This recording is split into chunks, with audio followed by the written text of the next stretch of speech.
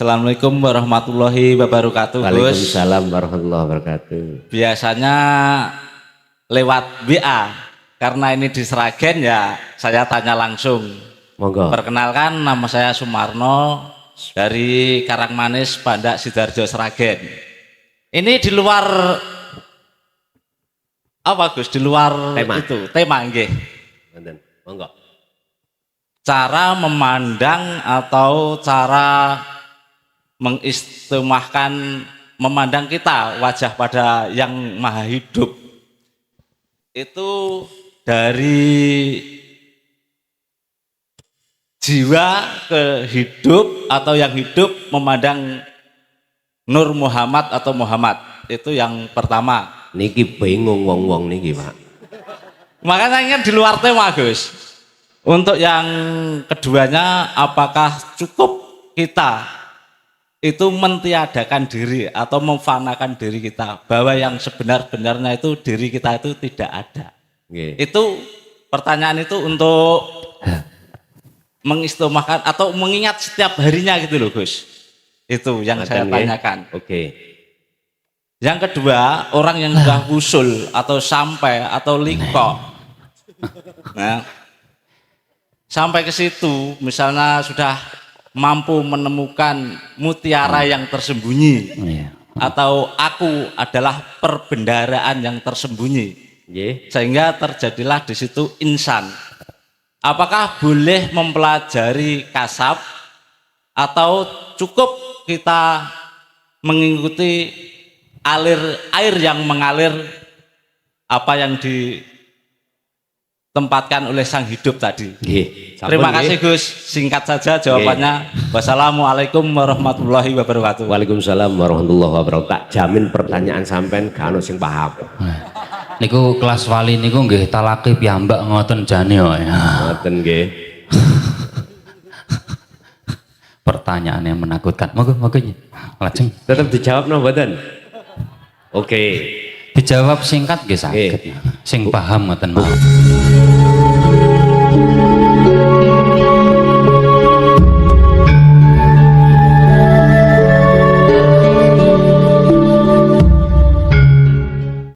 Assalamualaikum warahmatullahi wabarakatuh. Waalaikumsalam warahmatullahi wabarakatuh. Perkenalkan, jare nek ra kenal ra ngerti. Nggih. Kok nek ra ngerti kok ra ngerti namine Gusti Allah. Iya betul.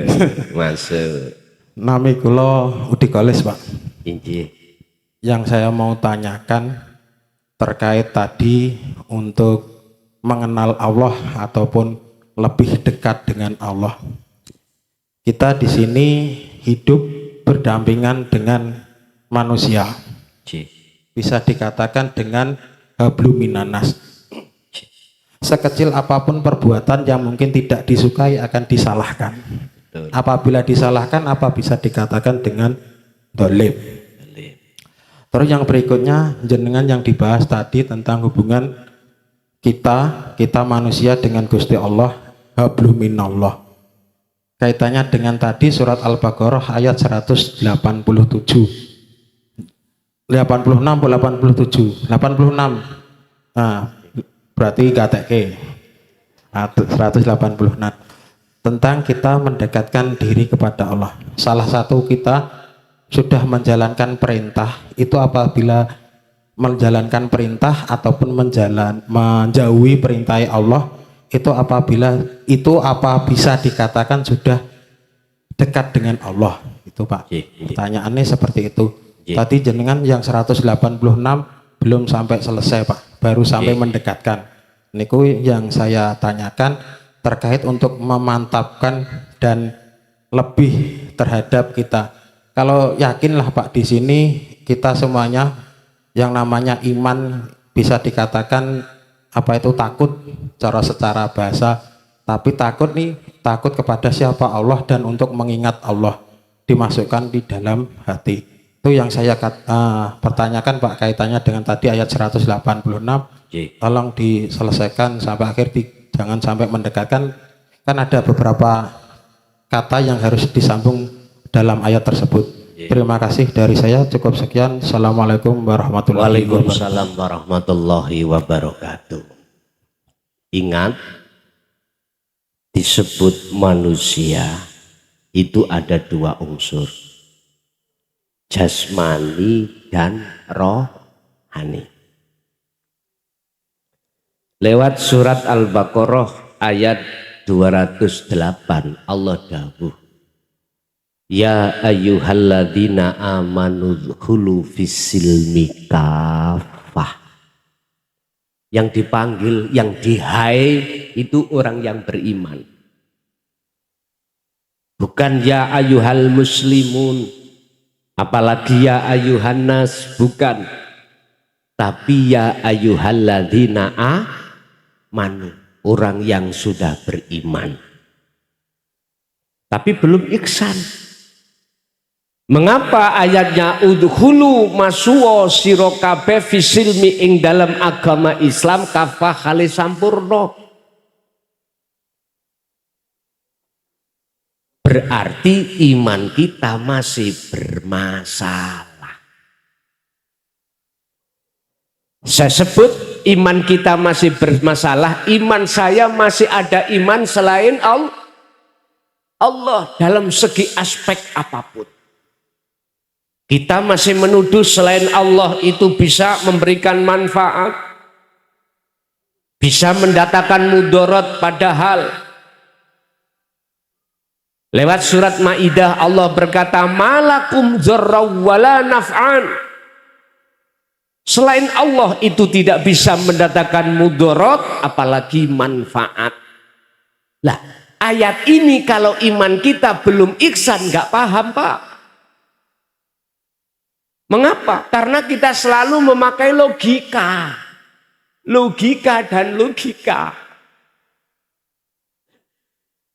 Padahal di luar logika ada iman. Tempatnya di ruhania. Yun sewu kembali kepada manusia. Ada jasmani, ada rohani. Jasmani kita diciptakan Allah dari, mohon maaf, saripati tanah, nanti nek mati game over, kita kembali ke tanah. Ruhania kita dari Allah nanti akan kembali ke wanafahtu, dan kutiupkan ruhku. Wis niki debat ulama-ulama terkait ayat wanafahtu niki. Nyun sewu. Maksud daripada orang yang beriman disuruh untuk masuk dalam agama Islam sempurna, kesempurnaan Islam itu ada di makrifat. Ada di makrifat. Berarti atau iman kita belum ihsan. Akhirnya kita merasa aku sing pinter, aku sing alim, aku sing isok ngene, isok itu, punya ini, punya itu. Tak kandhani sampean. Tadi lewat hadis si Rasul, la haula walaku, sifat sampean gak duwe apa-apa. Tur yo ora iso apa-apa. Oleh karena nafsu membisiki di dalam dada kita, alladzi yuwaswisu fi sudurin nas, itulah akhirnya kita diperintahkan oleh nafsu untuk ngaku. Untuk ngaku. Padahal seluruhnya milik siapa? Allah tahu. Terus bagaimana jotoknya, dunungnya kita kok iso ngaku-ngaku? Pertanyaannya, benar enggak kita mengakui yang semuanya milik Allah kita akui milik kita? Anak TK saja bisa menjawab, tidak benar. Karena semua milik Allah. Oleh karena kita selalu memakai logika ini lupa, akhirnya kita terjebak di dalam satu kepentingan nafsu, yaitu ngaku. Qur'ane dibuka, Allahu khalaqakum wa ma ta'malun. Semua makhluk ini yang menciptakan Allah, wa ma ta'malun, apa yang muncul dan timbul dalam diri jenengan, bisa ngadeg, bisa lungguh, bisa rukuk, bisa terbangan, bisa maca Quran, bisa lesan ngomong apa sumbere iku sangka Gusti, bukan dari kita. Cuman nafsu mendorong hati kita supaya beriman, ngaku-ngaku sing alim sing isok maca ya awak dhewe. Lah ngoten nggih. Innakum dolamtum anfusakum. Nabi Musa diutus oleh Allah ke kaum untuk mengatakan, ya qaumi, kaumku, Al-Baqarah 54, innakum dolamtum anfusakum, sesungguhnya kamu itu zalim pada dirimu sendiri, yaitu tadi cara kula ngaku. Kalau ini ku biarkan, masya Allah Pak, ning ati akhirnya muncul rasa ujub, rasa rumangsa pinter, rasa rumangsa alim, rasa rumangsa bisa ngene bisa ngono. Nek ini dibiarkan, fi qulubihim maradun fazadahumullahu, penyakit. Ini penyakit kalau dibiarkan enggak ndang lekas hilang, malah bertambah. Akhirnya kula takabur, rumangsa luweh mulya daripada orang lain, rumangsa luweh alim daripada orang lain, padahal kabeh iku parane sangka Gusti. Gak sadar kita.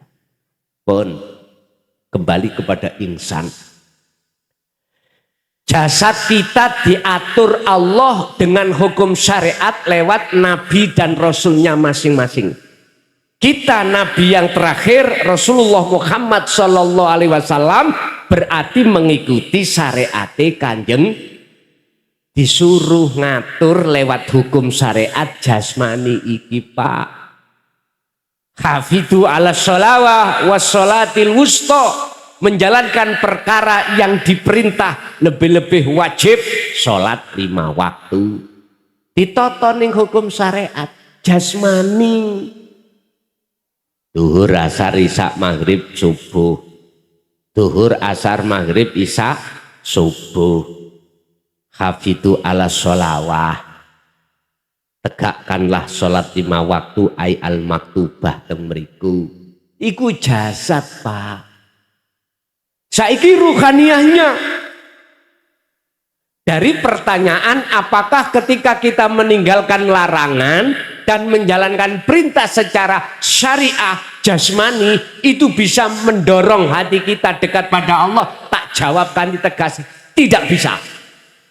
Wis. Jenengan terima gak terima terserah. Buktine Pak, gak usah ngomong wong liya, saya sendiri.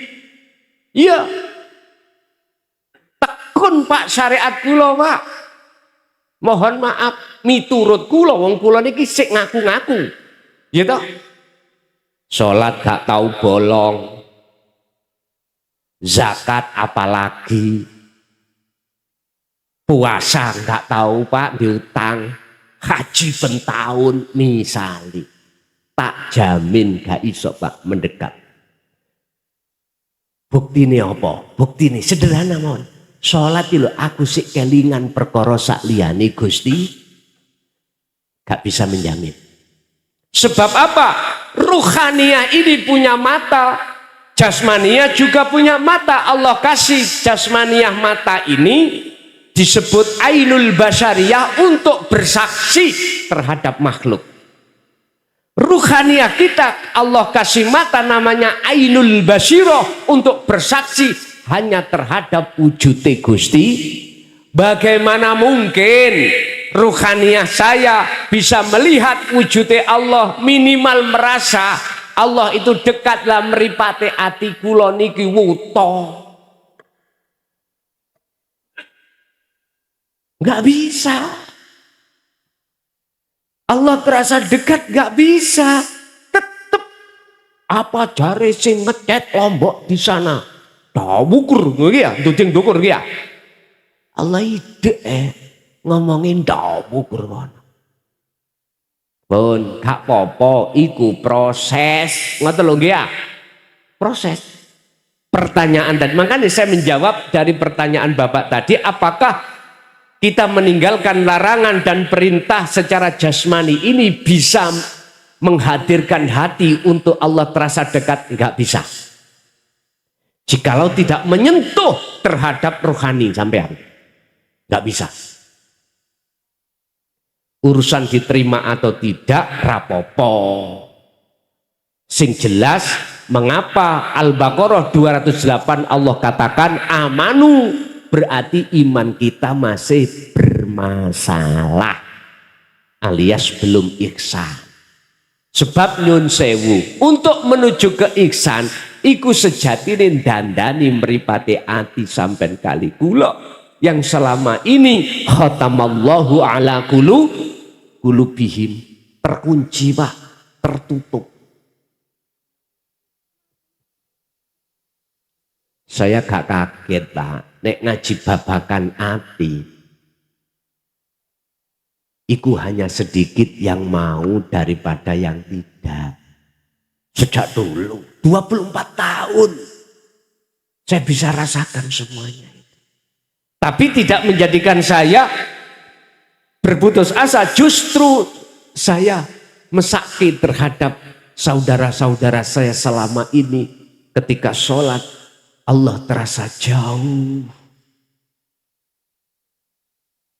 Jadi saya jawab tidak bisa kecuali jenengan paham tentang la ilaha illa anta subhanaka inni kuntu minal dzalimin. Kecuali panjenengan iki juga mendawamkan, mendikirkan atau menyadari, merasa semua apa yang terjadi semata-mata sumbernya datangnya dari Allah. Bagaimana mungkin saya menjelaskan ayat berikutnya? Iku mang tasik wakaf. Ya. Bagaimana mungkin saya teruskan untuk ayat yang seterusnya? Ketika kamu meminta terhadapku, oleh karena itu mintalah padaku. Gak mungkin saya teruskan ini Pak, karena kita prosesnya masih idza sa'alaka ibadi, belum merasa kalau Allah itu dekat. Saya harus menjelaskan bagaimana caranya Allah terasa dekat. Bahasa sederhana saya gini Pak, apa mungkin saya membawa pelajaran orang-orang yang ada di universitas tak deleh nanggone SD? Mungkin mboten? Mboten mungkin. Prosesnya dulu ini. Baru kalau ini selesai baru kita lanjutkan. Sebab di situ kan ayatnya gini. Muhammad, jikalau hambaku bertanya terhadapku aku di mana, katakanlah aku dekat. Oleh sebab itu mintalah padaku, pasti kukabulkan. Sebelum ke sini Pak, harus kita selesaikan yang di depan ini dulu. Gak mungkin kita masuk dalam meminta padaku. Wes aku takok, jenengan punya tetangga sampean punya pohon kates. Sampeyan iki kepingin kates, kepingin mendapatkan kates, jenengan metui tonggo sampean apa langsung sampean pundut? Metui dulu toh, harus metui dulu. Kalau sampean pundut tanpa izin metui terhadap tetangga jenengan, ikut disebut malih. Ternyata Bapak Ibu, terasalah kita selama ini penjahat. Penjahatnya Gusti, semua kita miliki, kita rasa wek-wek. Ud'uni jalu asirani ingsun, kata Allah. Artinya mengapa itu kok ingsun? Artinya jenengan kudu medui Allah dhisik. Sebelum mendapatkan sesuatu, karena sesuatu itu milik Allah. Enggak kita langsung metui ngambil perkoros yang kita minta. Iki nek cara etika adab tata krama mboten gadah tata krama. Jadi nyuwun sewu tak luruske. Ayo dulu kita belajar untuk bagaimana Allah terasa dekat. Kalau Allah sudah terasa dekat, tinggal sak klik Pak. Ketemu. Nek wis ketemu ya sudah. Astajib laku, jikalau kau betul-betul mintanya padaku, astajib, maka tak sembadani. Kepethuk dilik nang Gusti Allah sadurunge ndonga. Ngoten lho maksud kula. Sebelum kita minta pada Allah, etika tata krama kita sowan ing ngersane Gusti Allah terlebih dahulu. Ngoten lho Pak, pelajarannya cek runtut. Ngoten lho. Diselesaikan dulu, kita di SD, di SMP, SMA baru kuliah. Gus aku ijazah tak tuku wae. SD, SMP, SMA tak tumbas langsung kula tak terserah jenengan. Tapi berhubung saya menghadapi umat yang kompleks, saya harus proses. Makanya sistem saya itu memakai sistem wasilun, bukan majedubun. Wasilun itu proses dari bawah ke atas, ke atas, ke atas. Nek majedubun mboten. Iku mau langsung tekan ndukur nyeblok. Bukan berarti saya menyalahkan terhadap sistem majedubun mboten Pak. Oleh karena kami menghadapi umat yang sangat kompleks, biar bisa diterima harus lewat proses. Jadi itu jenengan niki akan bisa dengan adanya jenengan meninggalkan larangan dan menjalankan perintah secara fisik takwa, tapi rohaniah sampean harus berhukum hakikat juga.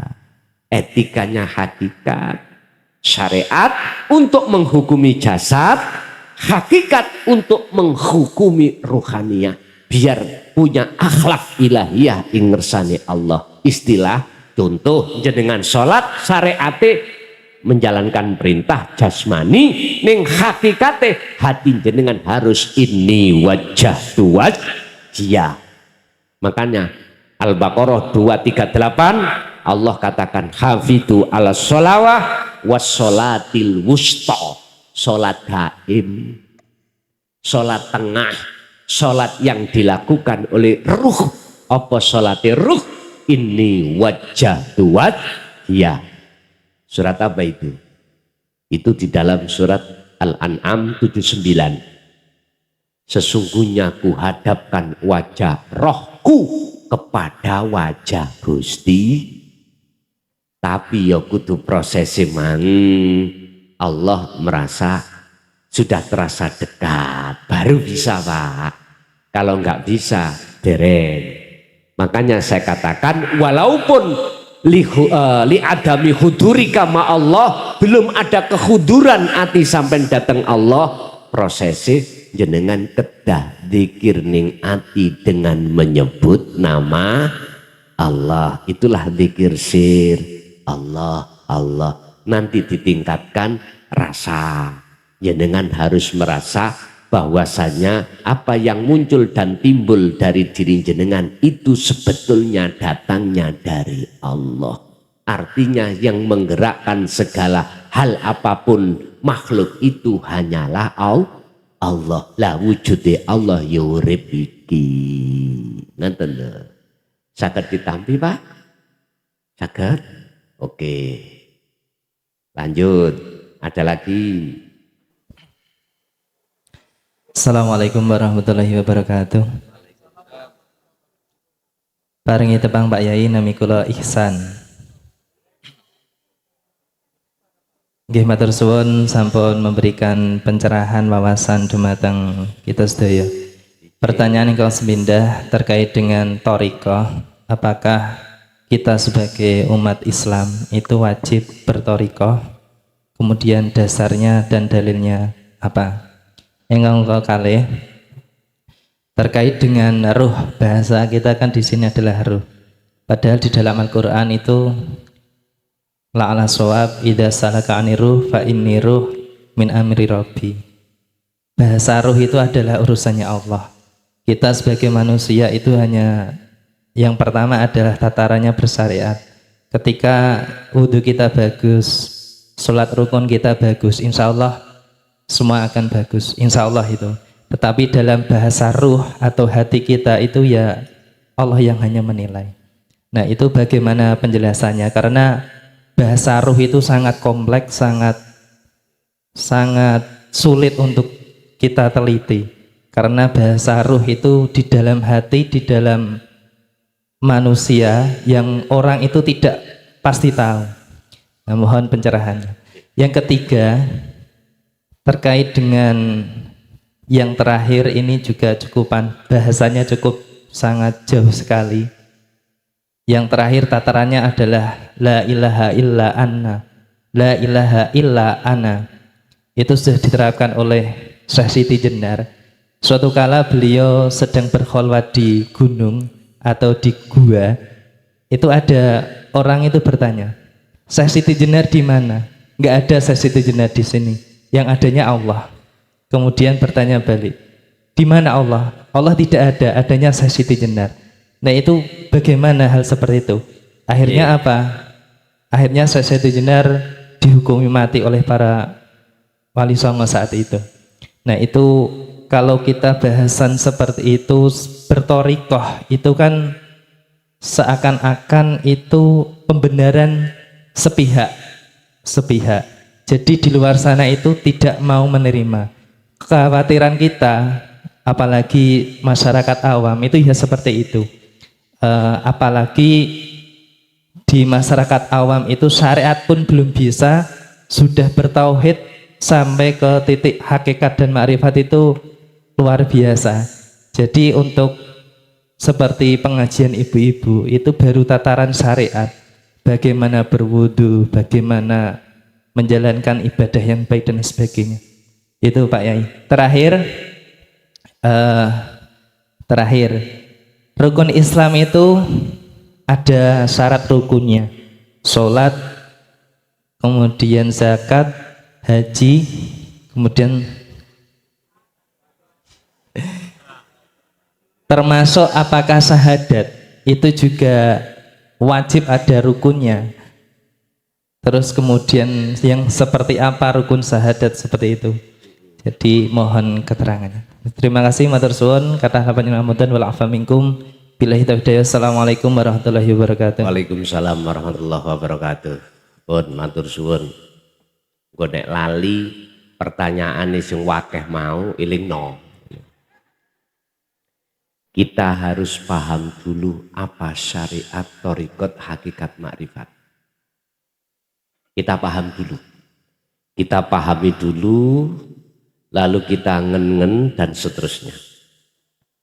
Syariat itu adalah sistem ilmu untuk kita menyembah Allah. Ilmu. Contoh, sholat. Kalau kita tidak bersyariat, berilmu, paham tentang sholat, tetap hukumnya tidak sah. Nah, ngoten nggih, miturut kacamata syariat. Kita harus memakai dua kacamata, Pak. Pandangan manusia dengan pandangan Allah. Pandangan jasmani dengan pandangan roha. Pandangan syariat dengan pandangan hakikat. Kita jangan pakai hanya kacamata satu saja. Kalau kita pakai kacamata satu, pasti kita akan menyalahkan orang lain yang tidak sepaham dengan kita. Pun sampai kecok ini. Kalau kita hanya pakai kacamata satu, pasti kita akan menyalahkan orang yang tidak seakidah dengan kita. Gak usah jauh-jauh di dalam tubuh Islam. NU Muhammadiyah. Ini kalau melihat laksana seperti api di dalam Apa? Apa ya nek ngarani iku? Dedek niku lho napa jenenge? Katul. Kan mboten kelihat apine toh. Tapi di dalamnya mawa. Nyun sewu, khilaf di dalam masalah kunut, khilaf di dalam masalah tahlil, nggih mboten? Karena kita pakai kacamata satu. Coba kalau kita pakai kacamata dua. Bon, wis gak melakrak kudu dhisik. Syariat adalah sistem, adalah ilmu untuk mendidik jasmaniah kita. Supaya olehnya melakukan thariqah itu benar. Apa thariqah itu? Jalan. Contoh, nama sholat itu thariqah. Sampeyan takok Mbah Dimyati. Nek takoki Mbah jenengan thariqah apa? Sholat, ngaji. Saya tidak bicara thariqah mutabaroh, bukan. Sebab saya bertanya, Rasulullah dulu thariqahnya apa? Satu pun ulama satu dunia tidak bisa menjawab. Gak bisa. Apa thariqahnya Rasulullah? Ketika beliau itu bersyariah.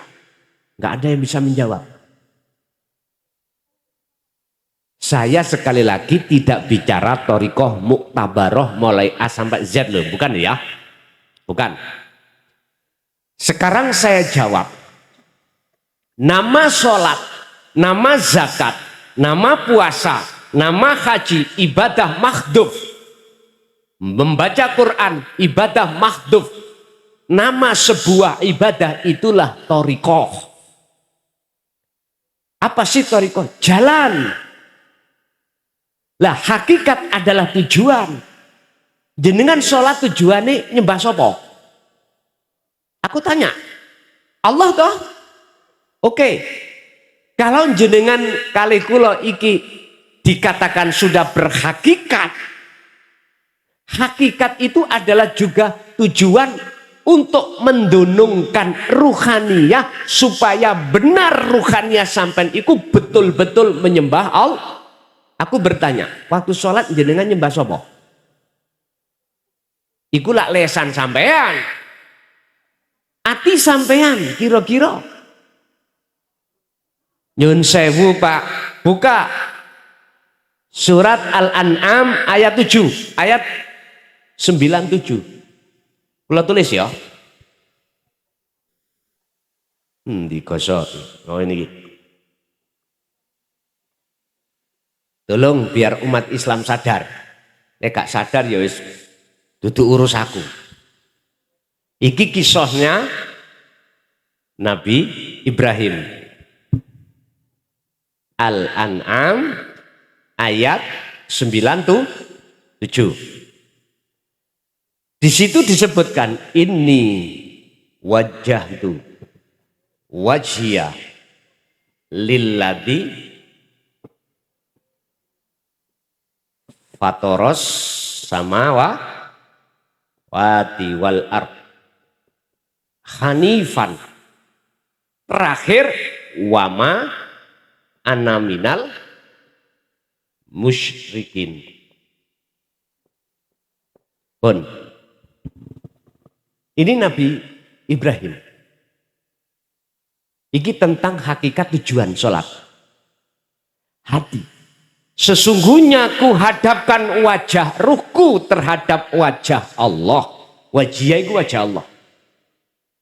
Sifatnya Allah lilladzi fataras samawati wal ard. Yang menciptakan, yang menguasai terhadap isi langit dan bumi.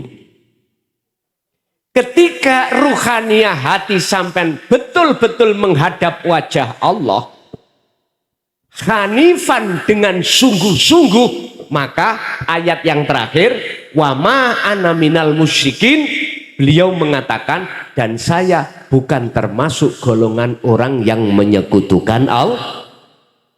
Mafhum mukhalafah daripada ayat ini, kebalikan.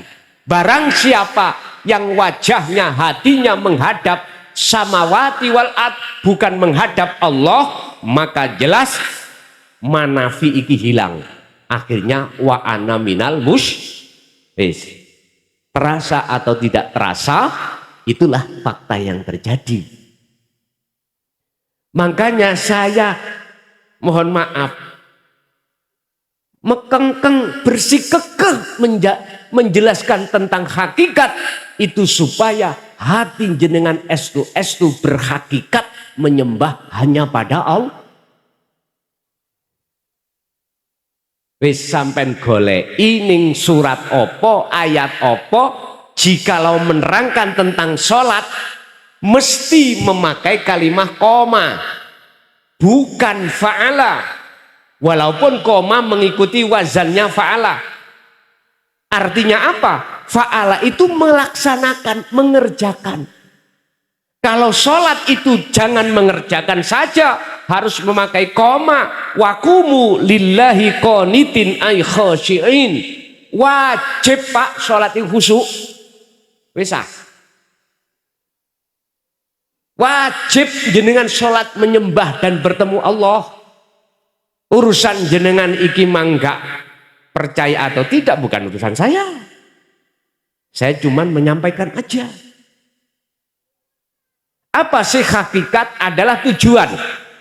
Jadi tujuan sampean ikut diluruskan supaya betul-betul ketika jenengan iki melaksanakan sholat estu makrifat dateng Gusti, wujud tujuan adalah disebut makrifat. Makrifat bertemu khosyiin, khusyuk.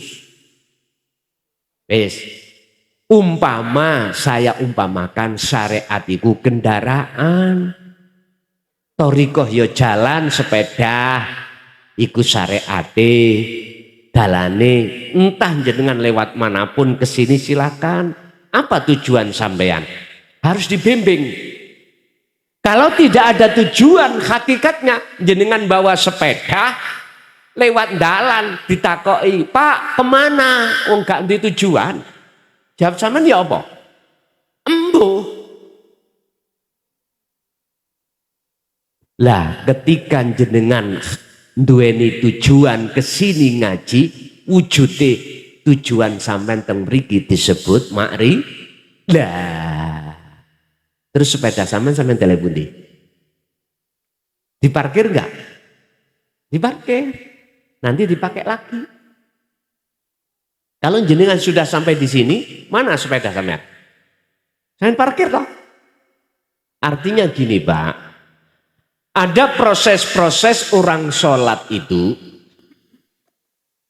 ketika sudah sampai khosyiin makrifat, itu tergantung ruhaniyah sampean diletakkan Allah di makom khos opo khawasul khawas. Nek khos mesti sampean lali dengan hitungan rokaat. Nek khawasul khawas masih ingat, tapi hati sampean itu tidak akan teringat pada selain Allah. Tak percaya dijajal.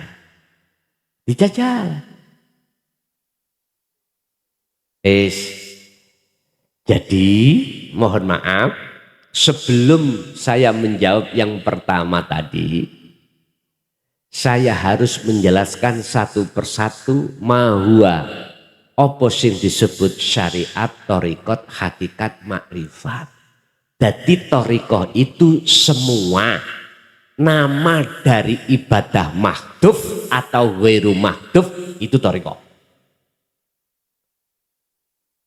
Rasulullah ketika menghadapi kondisi apapun, baik sholat, zakat, puasa, haji, atau aktivitas yang lainnya, ibadah yang tidak murni, beliau dahar, dia ngunjuk, dia aktivitas apapun, beliau jadikan itu sebagai sarana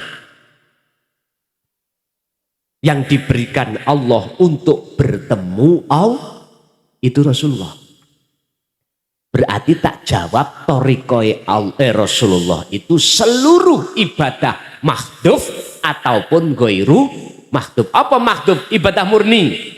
Sholat, zakat, puasa, haji, maca Quran, iku murni. Yang tidak murni, jenengan kerja, jenengan makan, jenengan beraktivitas apapun, itu yang tidak murni.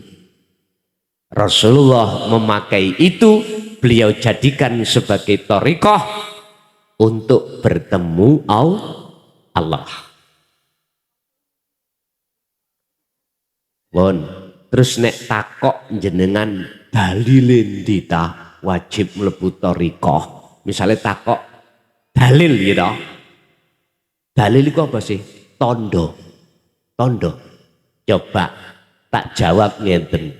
Sederhana mawon jawaban kula. Jenengan wau nggo sepeda terus gak ono dalane iso tutuk kene? Halo. Jenengan betul sepeda nanti cak tujuan sampai ngaji. Terus dalane gak ono.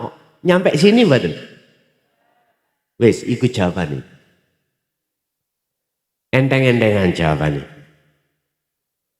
Terus nek jawaban sampean cara thariqah ning Quran, buka tentang wasilah. Buka ning Quran bab wasilah, wajib kita berwasilah. Berarti wasilah itu jenengan wasilah sanate kudu sambung. Sambung. Lah, jenengan wasilahnya lewat ndi? Untuk menuju nang Allah. Terserah. Thariqah sampai lewat ndi? Monggo.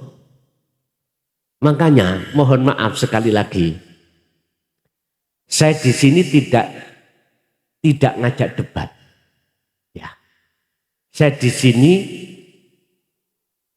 mintanya dialog, ya, supaya bisa saling mengisi. Nek debat, ganok marine. Sampai subuh mekengeng dewe. Sehingga tadi ada muncul kalimat iki masyarakat umum. Lawang syariate durung teteh kok katinang tauhid hakikat marifat. Nyuwun sewu, jenengan berani menjamin ketika ibu-ibu sing tua-tua ini meninggal belum berhakikat marifat, sampean wani jamin? Wani jamin enggak keselamatan beliau? Ayo, buka di dalam surat Al-Isra ayat 72. Wis ben clear mesisan.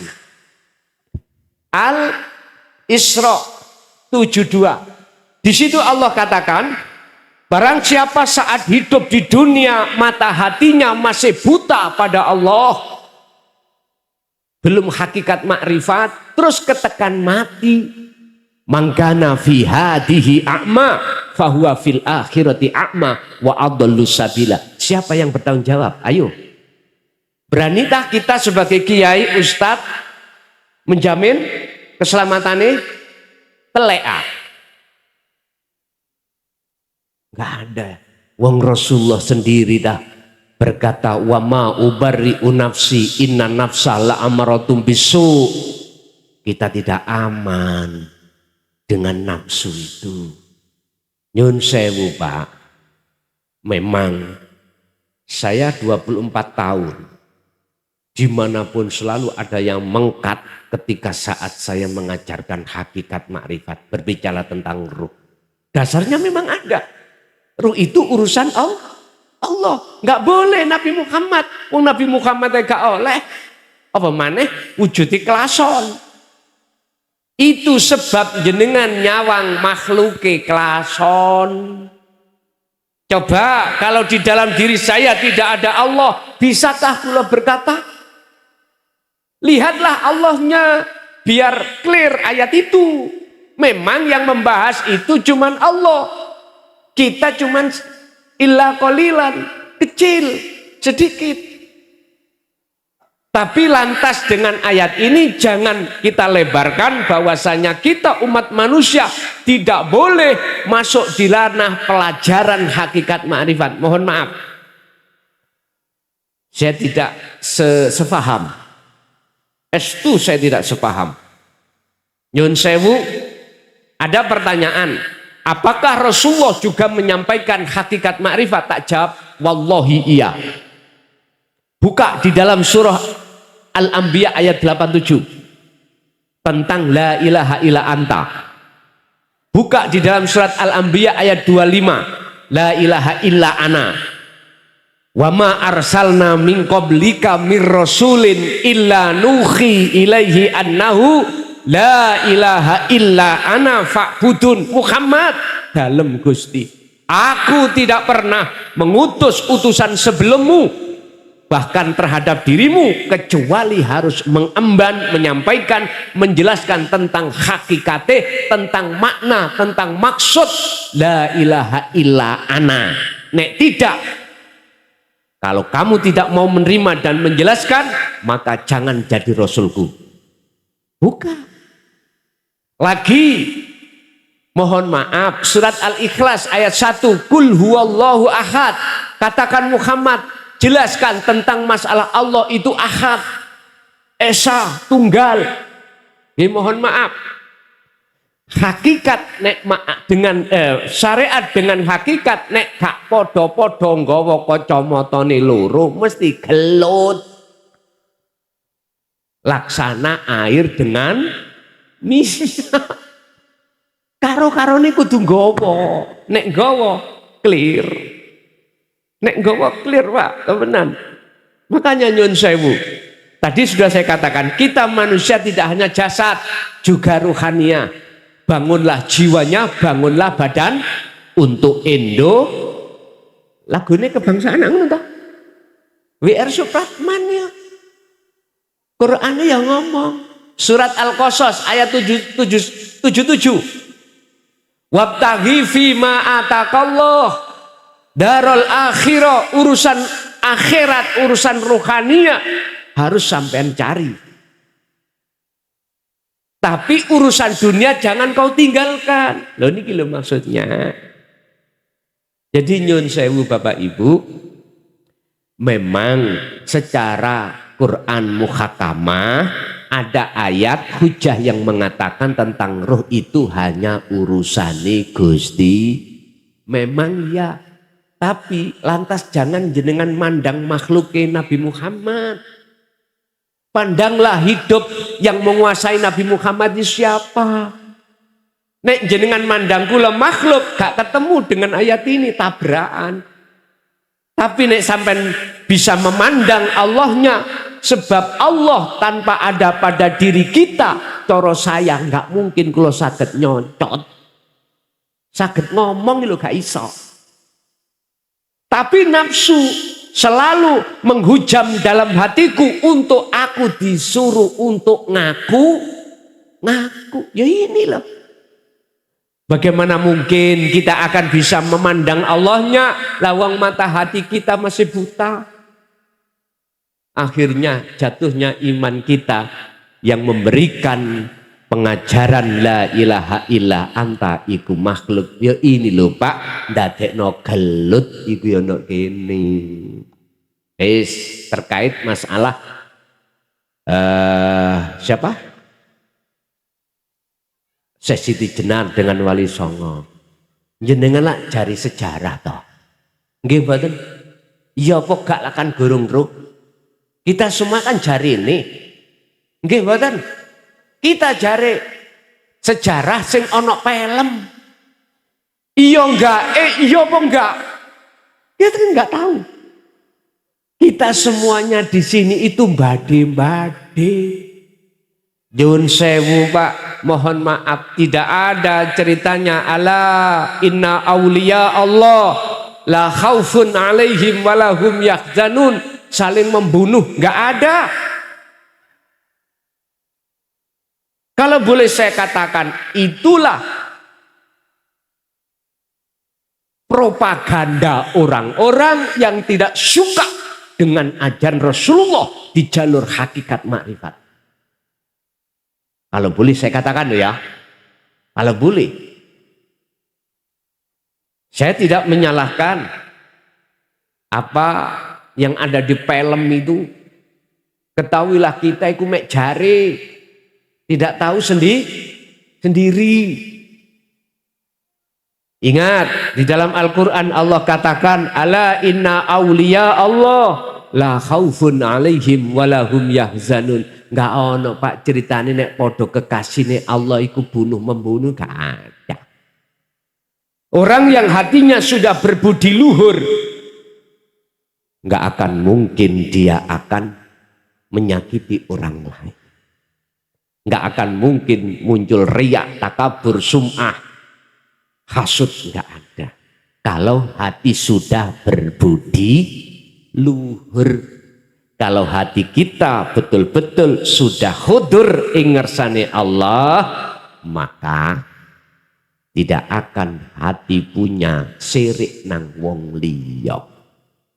Makanya tolong belajarlah Al-Qur'anul Qadim.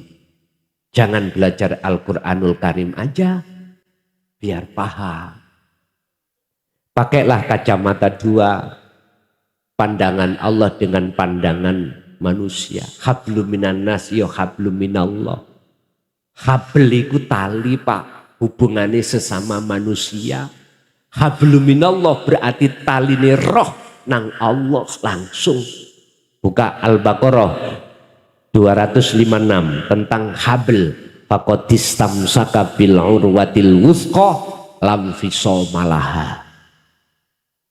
Pegang teguhlah tali Allah itu. Jikalau kau ingin hatimu tidak akan pernah diprovokasi oleh nafsu, pegang tali Allah. Mana sih tali Allah? Jawabannya satu. Wa may yakfur bitauhid wa yu'min billah, itulah dzikir. Jadi yun sewu, miturut pandangan saya, kejadian di film itu antara Raden Said yang disebut Sunan Kalijaga membunuh terhadap siapa? Syekh Siti Jenar itu bohong. Kalau sama-sama kekasih Allah. Estu Pak. Bahasa saya, pendapat saya boleh disalahkan, boleh enggak, itu urusan jenengan. Sebab itu munculnya la ilaha illa ana. Jikalau Rasulullah tidak menyampaikan tentang la ilaha illa ana, nggak mungkin logikanya akan muncul surat Al-Anbiya ayat 25, nggak mungkin. Kita harus tahu gerabak sebab apa ini kok muncul. Itu semuanya wahyu Allah disampaikan terhadap Rasulullah, dan Rasulullah menyampaikan terhadap umat secara logis mawon loh. Nek umpama Rasulullah mengkorupsi wahyu Allah, gak mungkin muncul Al-Anbiya ayat 25. Jadi Bapak Ibu, terkait masalah perseteruan, kejadian, sejarah, film, bahwasanya Sunan Kalijaga membunuh Syekh Siti Jenar, menurut pandangan saya dari sisi hakikat kacamata tidak pernah itu terjadi. Enggak pernah. Jikalau sama-sama kekasih Allah. Enggak ada ceritanya. Kalau sama-sama kekasih Allah. Tanda kekasih Allah bagaimana toh Pak? Buka di dalam kitab Hikam. Tanda-tanda kekasih Allah. Pertama, la yarawna li anfusihim syai'an. Yang kedua, bal yusyahiduna annal fa'ila huwallahu ta'ala. Apa? Pertama, apa yang muncul dan timbul dari seluruh makhluk, jenengan sudah tidak meyakini itu datangnya dari makhluk. Tapi datangnya yusyahid, Anda bersaksi, semuanya itu datangnya dari Allah. Yang ketiga, tatmainnul qulub, hati jenengan pasti damai. Bon. Yang ketiga terkait masalah rukun Islam. Ya, mulai syahadat, sholat, zakat, puasa, haji. Pertanyaannya, apakah di dalam syahadat itu ada rukun? Apa sih syahadat itu? Persaksian. bersaksi, melihat, bersyuhud. Tinggal jenengan ini melihat siapanya, bersaksi terhadap siapa. Bersaksi yang benar, yang menyaksikan wajib tahu siapa yang disaksikan. Siapa yang kau saksikan? Asyhadu an la ilaha illallah. Allah. Allah yang bagaimana? Pokoknya Allah. Ya jangan gitulah. Jangan diantem pokoknya. Ya dialah yang menciptakan langit dan bumi. Iya, masyarakat TK ya paham. Cuman maksudnya yang bagaimana bersaksi itu. Iman kita, percaya kita terhadap Allah ada dua. Nurul iman dan hakul iman. Iman kita percaya Allah itu yang menciptakan jari ini. Jari mana? Jari kitab, jari Quran. Oke. Itu proses kita gak salah. Tapi jangan berhenti. Jari itu piye carane sampai bisanya membuktikan. Satu contoh. Saya kasih tahu. Pak, saya tadi lewat tol. Keluar tol Sragen, di situ ada kecelakaan. Saya jenengan tak kabari, jangan iman, percaya. Karena apa? Karena saya kasih tahu kabar. Tapi iman sampai niki seuglak-uglik, tidak tahu sendiri. Yang jenengan harus ke tol sana buktekno. Kalau jenengan tahu sendiri, maka iman sampai kokoh. Artinya saya tak kasih tahu. Innallaha huwa rabbi wa rabbukum. Sesungguhnya Allah iku Tuhanku dan Tuhanmu. Fa'buduh mongko nyembah sirohu ing Allah. Tak kabari. Lah sampean yo akhirnya beriman, langet enggak? Lah maksudku ojo berhenti di situ, buktekno. Allah yang manakah yang harus jenengan sembah? Ini jalannya Pak, satu-satunya jenengan harus memahami tentang pendidikan hakikat di dalam ruhaniyah jenengan. Makanya mengapa di dalam Nahdien itu ada ilmu tasawuf, ya, ada ilmu hakikat, ilmu tauhid. Tujuannya itu untuk mendidik umatnya itu bisa mengesahkan Allah. Rasulullah menyampaikan, oke, waladhi arsala rasulahu bil huda wa dinil haq. Nah ini, dialah Allah yang mengutus utusannya Muhammad bil huda dengan membawa petunjuk wa dinil haq, aidinu tauhid. Tujuannya supaya jenengan bisa mengesahkan Allah hatimu. Liyudhirahu ala dini kulli. Untuk mensucikan hati sampean kali kulo yang selama ini kita itu dalam belenggunya hawa nafsu. Walau karihal musyrikun, walaupun ditolak, dibenci oleh umatnya, maka Rasulullah tetap menyampaikan.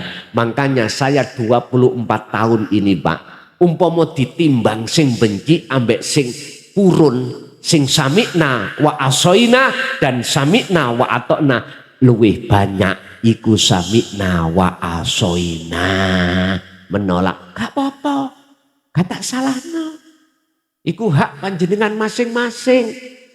Enggak. Karena ingat, cuman ingatlah kita di dunia hanya satu kali. Coba kembali kepada surah Al-Isra. Barang siapa saat di dunia hatinya masih buta pada Allah terus mati, maka di situ akan buta dan gelap, wa adallus sabila, dan jalannya lebih sesat.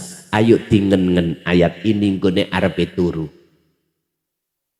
Dingen. Saya tidak ada niat untuk memaksa jenengan beriman. Apa yang kusampaikan ndak Pak, iku hak jenengan masing-masing. Intine mek ngeten. Jenengan kali kulo iki nek selama masih ngaku-ngaku rumongso alim, rumongso pinter kitab, pinter nahwu, pinter sorob, pinter fikih, pinter hadis, tak jamin sampai kapanpun hati kita buta pada Allah. Estu. Tak jamin. Estu. Sampai kapanpun kalau kita masih dalam hati ada rasa pengakuan diri makhluk, tak jamin sampai kapanpun kita tidak akan pernah hati kita, mata hati kita kebuka terhadap sejatinin Allah di situ. Maka kita tetap kegolong orang-orang yang khotamallahu ala qulubihi. Nggih. Ono sing kancrit enggak pertanyaan memang? Ada sing keri? Tolong sampean eling no. Pertanyaan dari Bapak tadi lah. Sudah semuanya menjawab? Oke. Mungkin Ibu sekarang kantos. Ada? Kalau Assalamualaikum warahmatullahi wabarakatuh, Gus. Waalaikumsalam warahmatullahi wabarakatuh. Biasanya lewat WA, karena ini di Sragen ya saya tanya langsung. Monggo. Perkenalkan, nama saya Sumarno dari Karangmanis, Bandak, Sidoarjo, Sragen. Ini di luar apa Gus? Di luar tema nggih. Monggo.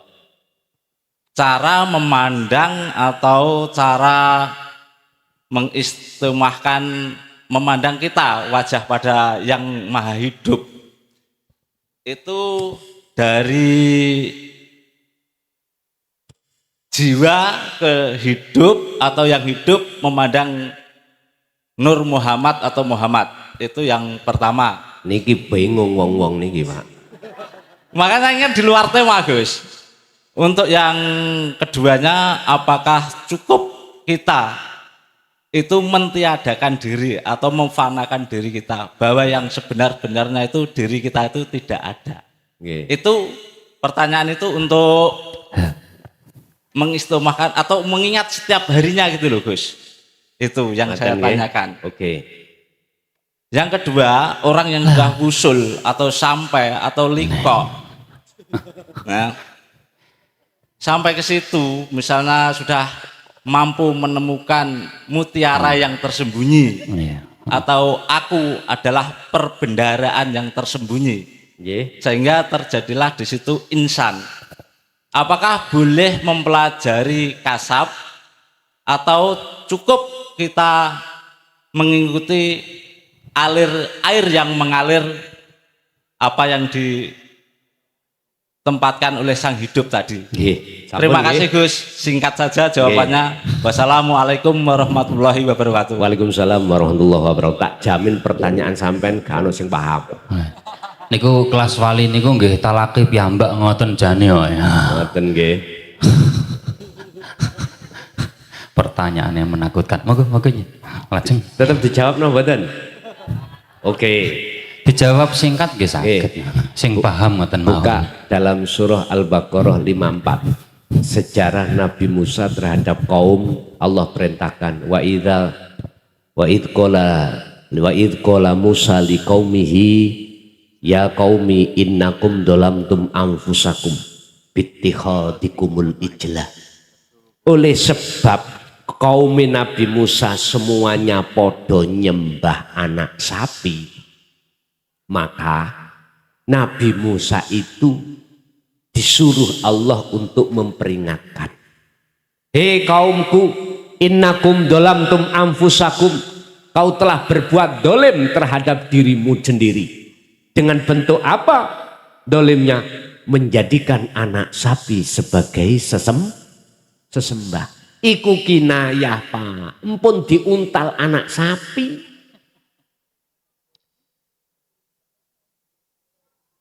Inilah maksud ayat yang tersirat adalah kita manakala dalam hati ini ada selain Allah, berarti kita telah menggembol anak sapi, namanya pedet. Nek dijarno akhirnya gede dadi, nek wis dadi sapi belen, makanya dek wingi dibelai. Terus caranya bagaimana untuk mengeluarkan anak sapi itu dari hati kita. Teruskan ayatnya, faktulu anfusakum. Gini kok gak paham, jenengan tak jelasno. Ringkes ilangono keakuanmu sing duweni rasa iso ngene iso ngono, punya ini punya ilangono, sebab semuanya milik Allah. Itulah proses tahali menuju tajalli. Itulah dzikir nafi itsbat. Titik. Nomor kali bab menghadap. Yang menghadap itu kalau kita melihat secara jasmani, Muhammad, dari mana kau keluar? Arahkanlah dirimu ke Masjidil Haram. Karena Ka'bah di tengah-tengah Masjidil, iku syariate berarti orang umat Islam nek sholat jasate kudu ngadep Ka'bah. Asline sing ditakokno hakikate Ka'bah iku yang mana? Syariate Ka'bah iku ya kotak watu ning Mekah kalau. Sampeyan gak percaya, saya 2004 itu ke sana. Tak demok watu prasaku. Atos Pak. Atos. Iku makhluk napa kholik? Halo. Iku makhluk napa kholik? Terserah panjenengan. Kalau pribadi saya mengatakan iku makhluk. Artinya makhluk kudu ketemu makhluk. Ya iki jasmani ngadepi ke jas karena ada kisah. Ada kisah kiblat. Sebelum ada di Mekah, Masjidil Haram itu ada di Baitul Maqdis. Kiblat tetap jasad ngadep ke sana. Orang Indonesia harus sholatnya menghadap ke barat karena posisi Ka'bah itu di barat. Kalau nggak percaya, jenengan gaya masjid imamnya ngadep ngetan.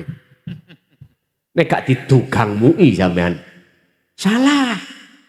Harus ngadep sana. Cuman ruhaniyah sampean iku harus tahu hakikate kiblat. Ka'bah iku ndi hakikate asline pundi. Ini yang harus kita cari. Makanya penghadapan itu kemana? Sehingga jenengan biar paham sangkan paraning dumadi. Faham innalillahi wa inna ilaihi rojiun, biar bisa rojiun kembali, jenengan harus tahu jalannya kembali dan sampai pada tujuan.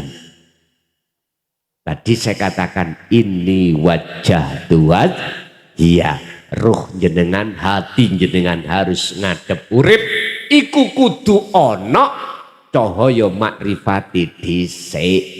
Kalau nggak ada cahayanya nggak akan kelihatan. Contoh bengi iki, ayo patenono lampune. Lak peteng. Nggih mboten. Melek mencicil ya apa gak ketok. Sampeyan mlaku sak mlaku gak ketok. Sepeda motor lampune patenono, listrik patenono. Sampeyan melek tetep gak rudalan. Mana jalan, mana jurang, nggak akan pernah. Kalau nggak percaya nanti habis ngaji, monggo sama-sama lampune dipateni semuanya. Ayo mulih dewi-dewi. Dan atau kalau nggak mungkin merem wis.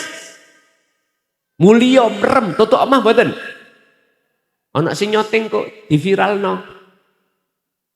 Aku yakin tabrak-tabrakan sampean. Ana sing keceglung got. Ono sing nabrak salon. Cobaan ruhaniyah juga begitu Pak. Tatkala ketika saat idza jaa ajaluhum la yastakhiruna sa'ah wa la yastaqdimu. Anggite gampang ngono ta? Mungkin kalau kita biasanya mengandalkan ibadah dohir, tolong dibuat referensi satu makalah Syekh Ibnu Athaillah di dalam kitab Hikam. Dikatakan husnul a'mali nataiju husnil ahwal min qalbin zahidin.